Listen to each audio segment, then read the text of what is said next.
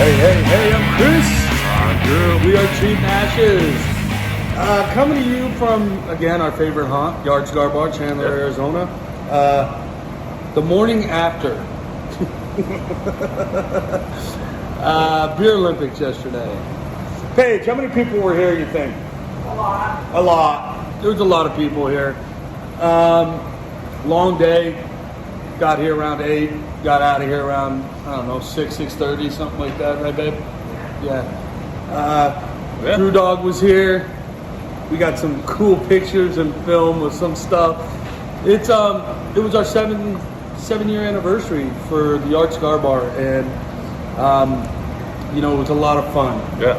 A lot of cool people, a lot of reps, a lot of beer reps, a lot of Brian from my father, who you've seen on our show. He was here with cigar deals and stuff like that. I'm gimping a little bit today. I'm on my feet for 12, 14 hours yesterday. Yeah, you were running too. It was one of those ones where it's like, oh shit, I'm gonna feel this in the morning. One of those. But it was a good day. I'm drinking a beer today.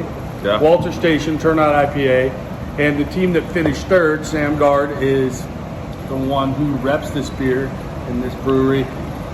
Great dude. Sam, if you're happening to watch this, again, congratulations. I know you're getting married soon. Best of luck to you and your bride. Cool stuff. But it was just a good day yesterday. Yeah. From somebody who wasn't working the event, give me your perspective on what it was like. Well, I mean, and obviously... And you didn't drink either, so... Yeah, obviously not drinking as well. I mean, it's definitely a drinking event. It was not a cigar event at all, but it's called the Beer Olympics for a reason. It's just a lot of fun. A lot of the beer reps were here. A lot of the beer industry people were here. I mean, there were people that aren't reps that just kind of are part of the industry, or brewers, or all kinds of different things. So it's kind of fun to see everybody come together. It's not the standard beer fest where everybody's fighting over beer samples and trying to just get total shit faced. No, this is a lot more fun. A lot more people just hanging out. It was like having a barbecue at your house and all of your friends showed up. Yeah, it's a backyard barbecue, exactly. Yeah, Every single one of your friends showed up. You invite 200 people and all of them show up and you're like, holy shit, I was expecting 30. That's exactly. I was playing the percentages and I fucked up and got it wrong. Yeah, and kegs start showing up and all kinds of stuff start showing up. And that's exactly what it. Minus having the. Oh, and there was a bunch of smoke in the morning. Technically it was dust, but we show up and it's like, man, what's going on? Yeah, we had a little setback in the morning. We the porta potty didn't get delivered like it was supposed to, and God bless Paige because she got on the phone with them and said, look, you need to get it here. And sure as shit, 40 minutes before the event started, it showed up. It was a weird morning. Yeah. It's anything that could go wrong in the morning went wrong, but yet by 9:30, 10 o'clock, everything was perfect. Yeah. It was a great day. Laura got her first look at Beer Olympics.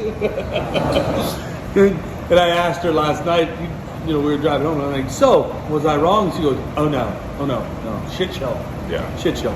And we will have a nice little kind of montage video coming out here next few days if you're watching this specifically today on Sunday. If not, if you're watching it sometime afterwards. Midweek, yeah. Yeah, I got to do a little editing on that. I took a ton of video. I was only here for a few hours. You got a ton of video in a few hours. But it was, I don't know, it's just crazy to see the industry people come together. And anybody that knows the cigar industry, there's kind of it's a competition, they butt heads. Yeah. There's not if one succeeds, we all succeed mentality within the cigar world. The beer industry is completely different than that. It's if they succeed, we're going to succeed, and you're going to succeed. They have, and people from every brewery that I could think of in the state, for the most part, were here, laughing, joking, drinking each other's beers. Yeah, breaking balls, having breaking fun. balls, just having a lot of fun, man. And it's one of those events when you are working it, we're moving. But then you reflect back on it and you think about all the different people that were here. Yep. Like, wow, that's pretty fucking cool. You know, everybody's having a good time. Yep, exactly. And we sold a lot of beer. Our beer fridge, the cooler, cans and bottles, was like decimated last night. Took Paige and I a good 40 minutes to restock it. Yeah. You know, that was crazy. And a lot of the reps wanted to drink the cans and bottles because they wanted their own stuff in their hands so people could see, hey, what's that? Oh yeah, Buena Vesa. Oh, they got it on tap in there. Go get some. Yeah. By the way, that was the first keg that popped. Nice. Salty Crew popped. Yeah. All the light lagers. Wonder why. Pilsners. You know, why would those pop early? I don't know. Maybe they're going to be here for 8-9 hours and Yeah, professional beer drinkers, if you will. too shitty. Yeah. We sold out of Miller Lite. All the brewers that were here were drinking Miller Lite, and they're like, we can't drink our own stuff. We'd be on our backs in 3 hours. Yeah. You know, so it was a lot of fun. It was a lot of fun. Who took first? Joe and Bert? Yeah. Joe and Bert took first place. Paige's dad, Mike, and my buddy Chris, our buddy Chris, took second. And then, like I said, Sam Gard and his partner took third. A lot of cool prizes. Seriously, the reps came through this year. Yeah, there was a ton of swag. Gurkha, I got to give props to Gurkha. We had 6 travel humidors, 40 count Herfordors. Yeah, 40 to 60 counts. They're the kind of the mid-size for the Herfordors. 6 of them. Yeah. Everybody that placed got a Herfordor. That's freaking cool. You know, those are $50, $60, maybe more. Mm-hmm. You know, depending on $60 retail. Yeah. So, first place team got this huge, beautiful fucking cooler. That thing was gorgeous. Cornhole boards. Yeah, Shiner. Yeah. Thank you, Billy, by the way, for that. She had a lot of cool swag that she brought in. Yeah. Just It was a an lot 805 skateboard. Yeah. Caitlin got that Caitlin, 805 deck. Just a really, really cool day. I thought it was cool because all these people that I've known for many, many years, my beautiful fiance Laura, finally got to meet them and see why I enjoy this industry so much and continue to work that second job, because the people are really, really just great people. You know, Coco from Santan, Anthony, he saved our ass, right? Paige in the morning tapping all those kegs. He just went to work in the humidor or in the beer cooler. Took a money shot for his troubles. Yeah, couple of them, I think, actually. He took a couple of them, but it was a lot of fun. It's you know, you wrap up and combine Beer Olympics with our anniversary, and it makes for a really fun and enjoyable day. Those of us that worked, it was a long day. It really was worth it. Yeah. You know, seeing a lot of happy people. Although drunk, they were still happy. Yeah. It was really, there was no drama whatsoever yesterday. Right. You know, you have that many people drinking that kind of beer and no drama. You know, you got good people that show up. Well, especially when you're doing a competition. And it was a competition. You're winning. Yeah. You know, there's a lot of swag to win. First place got $75 each for the yard gift card. Second place got 50 each, and third place got 25 each. Just in that regard, you know, you look at it, you finish third, you got your money back from your entry fee, basically. Yep. So, and the guys that won it last year, it was funny because he had his gift card from last year, and when they won, he had his $75 gift card. I'm like, is that from last year? And he goes, yeah. I forgot I even had it, and then I brought it today. Oh, there you go. Right on, dude. So, good times. So, what are we smoking, brother? So we have the Esteban Carreras Covenant. This guy, I'll show you here from the cellophane. Yeah. It has been aged. Now, with that, Might be too aged. we're going to go into a little bit of Cigar Management 101. Yeah. So ultimately, a lot of people think, and this is kind of a common misconception, they think this is a good thing. It can be a good thing, but majority of the time it's a bad thing when your cellophane turns like this brown yellow color, because that means all the oils of your cigar are coming out into the cellophane. You want those oils in the cigar. I actually had a discussion, it was probably about a year and a half ago or so with Tobacco Jesus, Paul Booza, and we were talking a little bit about it. I kind of knew that like you shouldn't age them to the point where all of the oil is coming out, but he explains that basically you're losing a lot of the flavor. That also means that the humidity has fluctuated so much up and down. It's either dried out completely and then you rehydrate it, so then all the oils are getting sucked out of the cigar into the cellophane. That's not a good thing. I can tell you on this cigar, it really doesn't have a lot of flavor. I remember it being a really good cigar a few years ago. This was a spice bomb. Yeah, that's a big flavor out of it. Honestly, right now it's smoking mild medium for me, which isn't always a bad thing. But to me, there's no complexity. There's no flavors to it. It's just kind of there. You're just getting tobacco. Yeah, that's about it. Smoking tobacco out of this, and it was harder to fucking off. Yeah, I mean it's a little tight. You can definitely tell these have been dried out. We're not going to tell you where we got them from, where they came from, where they've been. Honestly, we don't really know where they've been over the years either. I'm guessing they're about 5 or 6 years old at this point. But that's the thing. I know they came from Esteban Carreras. Yeah. So ultimately, great cigar in the beginning. Right now, I wouldn't say it's a bad cigar, but it's not great either. It's smokable. Yeah. I mean, we're smoking them. Yeah. In a pinch, this would fit the bill. But if I have a humidor full of other cigars, I got a couple more. I have some more of these in my humidor at home. I think I'm going to let them just maybe rehydrate a little bit longer. And that's the thing too. That's the problem when you start to fluctuate the humidity quite a bit. If it drops really low and then you try to bring it back up too fast, that's a bad thing. Can't bring it up fast. You got to bring it up gradually. In stages. And yeah, it might cost you some money. It might cost you some time. Boveda does a really good job of having the different levels because they use it for other alternative products as well. Oh, that's right. Yeah. So like the weed industry, they use the lower 60% to 55%, things like that. That's great for cigar people as well. People may not realize that, but if you get a cigar that's completely dried out and you just absolutely want to save it, throw like a 55 to 60 in there for a few months. Then slowly get and then going. Bring it up to 65, bring 62 to 72. to 65, yeah. And then bring it up to the 70 range. And then you should be able to smoke it at least. It may not be the same. It's never going to have the same flavor. That's the one thing that I found. Cigars that have been dried out that I've rehydrated and brought back just weren't the same, obviously. Well, for obvious reasons. You lose the oils. Yeah. You just do. When they dry out, you lose them. You lost the oil in the cigar. And then every so often you'll hear somebody, well, I found this box of pre-embargo Cubans that was hidden away in a closet somewhere in a hotel or whatever. Some other crazy story. Great story.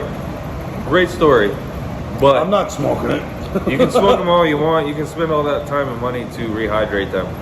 They are not going to taste the same as they did 60 years ago. It's just the reality of it. It's an organic product. It's going to break down. It's going to naturally break down. So that's just a little info note there for you. Yeah. But like I said, it's kind of fun. It's fun to think about. It's that whole like found the buried treasure kind of thing. But at the same time, you're not going to get what it once was. Yeah. You're not getting the cigar it was made to be. Yeah. 100%. You saw, I think I remember somewhere in Vegas there was an auction where some Cuban Davidoffs that were found went at auction, and they had never been opened, which is crazy. I mean, that's crazy. Right. But are you willing to take that risk on a $5,000 box of cigars, not knowing really what's inside?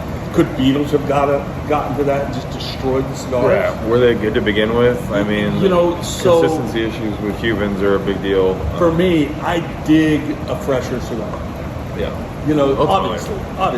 Yeah, I like to put a little age on my cigars. Yeah. But not to the point where I don't buy cigars to save. Right. I actually just had a conversation about that yesterday with a gentleman, and we were talking. He asked me, so how many cigars do you have? Like, I was like, you mean like on hand? Or like what? He's like, yeah, like how many do you have? I'm like, I don't know, like 20 to 30. And he looked at me like I was crazy. He's like, I figured you'd have like thousands with all the years you've been doing this. Like, well, I've smoked them all. Because I buy it at some point. It's like people that have a wine cellar. Yeah. Like, how the fuck do you buy all this wine and not drink it? Right. No. Yeah. Whiskey, wine, all those. I buy them to drink and enjoy. Yeah. I buy cigars to smoke and enjoy now. You know what? I can get hit by a car and die tomorrow. That, and it's also a lot of work to maintain these things. Oh. And I really am kind of lazy when it comes to that. I just want to grab a cigar out of a humidor somewhere that's been taken care of. Absolutely. Light it And up and that's- smoke it. And again, that's why your brick and mortar are the places to go. You're 99.9% of the time going to get a cigar that's been taken care of from the time it arrived at the shop to the time you smoke it. Yeah. That's what humidors are for. Yep. You know, that's why we are in the industry to do this, is to make it as enjoyable of an experience and as perfect of an experience for you. Yeah. And that's kind of cool. All right, on to your drink, buddy. So I picked up some local coffee here. Once again, it's backwards, so it's hard to see. But Grind Time Coffee. They're here in the Chandler Gilbert area. If you are in this area, McQueen and Warner. Tucked away in a little corner, kind of back behind a Goodwill, in the corner next to a bodybuilding gym. Apparently, that's opening. I don't know. So, anyways, I know exactly where that is. yeah. Okay. So just search them out. Grind Time Coffee. Honestly, like, I was thoroughly surprised when I walked up. There was a few people in there on a Sunday morning, so I was like, okay, we're off on the right step. Apparently, they started it in like 2017, according to their sign that was inside. Very clean, very warm atmosphere. The only thing that I would say is that their outdoor seating is kind of lacking. They have some very, very, very cheap folding chairs that are those wood slats. Oh. Look gorgeous, but even somebody like me at 200 pounds would destroy one.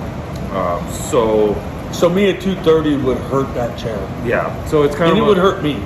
you know, but great atmosphere. That is literally the only bad thing that I had to say about that. And that was the only thing I noticed when I was standing there waiting for my coffee. Otherwise, everything's clean. People are nice. Customers were even nice. So I got just a double shot of espresso. I also got some cold brew. As I The was cold brew known. looks really light. Yeah. So I believe it is not. It is more of like a medium roast cold brew, maybe a lighter roast cold Maybe brew. a blonde roast of some sort. It looks light. I mean, hold that back up there. It Yeah. almost looks like tea. Yeah. You know, it's It's a little watered down too because the ice has melted quite a bit. It was completely full of ice. how is it though? So with the cold brew, it has some subtle sweet notes to it. It is definitely more on the medium roast. It doesn't have that big bold flavor you get out of a dark roast. So a light to medium roast, somewhere in there. Subtle sweet notes. I didn't ask them. I should have what the specifics were. I was kind of in a hurry this morning. I wasn't thinking. I wasn't awake. Hadn't had my coffee yet. So then I got some espresso as well. Smelled good. The minute you took the lid off it, I was like, ooh. So that doesn't have that acidic, bitter bite that you get out of some of the more commercial. So definitely a coffee house coffee espresso. Yeah. Once again, a little bit more Lighter. Side, right? Yeah. Subtle sweet notes. Just kind of got some like almost notes of berries and things like that. Right Kind on. of, you know, without going too much into detail. It's also cold now at this point. Which is, to me, it's probably got an interesting flavor cold compared to hot. Yeah, You know? and when I took a sip when it was hot, I got a lot of the same notes. They were just muted a little bit just from the heat. Right. So as it started to set a little bit, definitely worth checking out again. I will do some more research on it, and maybe we can do another episode with those guys, or go over there and bring our own table and chairs and sit out front. Sit out front. Do a little on location from them or something like that. So Walter Station, Turnout IPA. This bad boy is 6.5%. Now the IBUs on this are nice and high, 93. So you bitter hopheads like that, this is that beer for you. Definitely throwback to West Coast style IPA. Super hoppy, super bitter, really long finish on the palate. Very floral notes on it. Walter Station's a pretty new brewery here in Phoenix. They're down by the airport. Like I said earlier, Sam Gard, who used to be with Grand Canyon, is now repping Walter Station, doing a really good job with them. We always have a lot of their beers here because they're just super popular. Yeah. They have the Hazing Arizona, to a hazy IPA. It's got a picture of Nicolas Cage on it, by the way. Yeah. It's a spin-off of Raising Arizona, if any of you are familiar. Coffee cream, that is fantastic. Yeah, I remember drinking that one, about a year ago or so. That thing was just got so much flavor to it. And then this is a newer one for me. I had never had it before. I saw it in the cooler yesterday when I was working. Saw a lot of people carrying them around. Solid IPA. Not an over-the-top high ABV. 6.5 is right where you want to be with an IPA. Yeah. Talking about packaging, super simple. But it stands out too. Works. It pops. It definitely pops, man. It was like I was stalking them last night. And I was like, wow, that's a cool looking can design. And then you get to this guy, and let's talk about the design. I mean, holy shit! They probably spent $4 just on the goddamn labeling. Yeah. Well, and his boxes are like that too, over the top. I remember back in the day we were talking about this before. They literally had a giant piano finish box, and it held 2 boxes worth of cigars, and you got bundle refills for it. They were gorgeous, though. And the boxes were gorgeous, so you got 1 shelf box, which was actually a great idea, because then you're not wasting a bunch of money on packaging. And I feel like he started that trend and is continuing today. Yeah. A lot of people now are sending out the really nice boxes and then just going bundles. Like, I don't know if Padron still does it, but you just got to send your boxes back to Padron because you don't have to, but they give you credit. For it. So they're trying to do the recycle program. That's more from a recycling perspective, I believe. Their boxes are very simple. So very simple, but it's like if we can save you money for not having to produce more boxes from that wood and that cedar, then we're going to do it. So pretty cool idea. This cigar, let's make a final call on this bad boy. Yeah, honestly, it was overaged. We should probably do another episode of one that's maybe find some that aren't overaged. Yeah, overaged, under humidified / they were taken care of. It is what it is. I call it flat. Yeah, it's a flat cigar. It really doesn't have a lot for me, but I mean they do make great products. So I know at one time I did smoke this. It was a great cigar. I remember, a few years ago. Well, I remember it as a spice bomb, and when I first lit it up, I got a little spice on the tongue, on the lips, and then, I don't know, 2 minutes later, it was just gone. It would be nothing. Yeah. And it was just straight tobacco and old tobacco. It was basically fruit stripe gum in cigars where fuck yeah. 20 seconds later, all the flavor's gone. Chew it for 2 minutes, it's gone. Yep. Final call on the beer, absolutely. Hopheads unite. This is one for you. Also, Arizona Peeps, another local brewery doing great shit. Yeah. They do a lot of charity work. They did it for animal rescue. They did that on, I think it was that lager that they did. I can't remember the exact name. Yeah, it was the pause one. I'm trying to remember what the actual name and it had dogs and cats. It actually had rescue animals on the label. They did a really good job on it, and it was a damn good beer. So support these guys. If you're if you're coming out to Phoenix visiting, it's by the airport. Go down there. Yeah. Have a few beers. They're in most bottle shops, cigar bars. I think you can find them at Total Wine also, if I remember correctly. Yeah, I believe you can find it at Total Wine, Bevmo probably. Mm-hmm. You're not going to find this in your local grocery store. Yeah, you have to go to more of a. You got to go to a specialized shop, craft shop or something. Craft shop. But yeah, good shit, man. Yeah, same thing on the coffee. If you're in the area of Gilbert, Chandler, there, McLean and Warner, definitely worth checking out. Even the cold brew is like $4.50. Double shot espresso was $3. So. Oh fuck, that's nothing. Yeah. $3 for a double shot. Yeah. So I'll take that all day. Definitely worth checking it out, especially if you're a coffee person. If you don't really care about your coffee, just go to Starbucks or Dunkin' Donuts and you'll be all right. But don't diss on Dunkin'. Dunkin's got good coffee. I'm just saying. Everybody knows Dunkin'.